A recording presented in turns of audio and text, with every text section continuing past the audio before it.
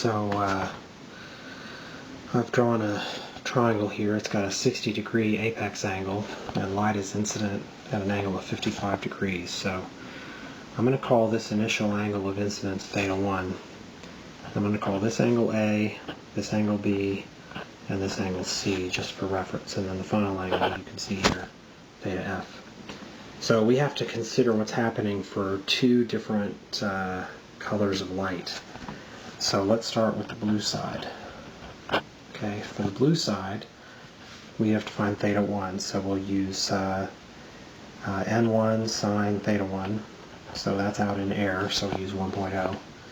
And then the index of refraction for the prism is given to be 1.64.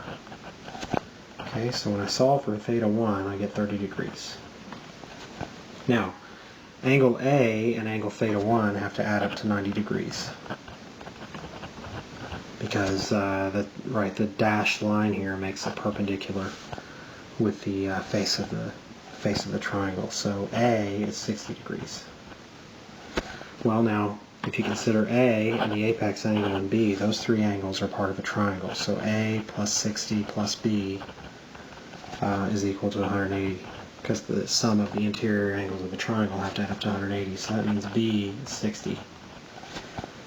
Well, now B and C also add up to form a right angle, because this face is perpendicular to this dashed line, so B plus C equals 90. So that tells me that angle C is 30 degrees. Okay?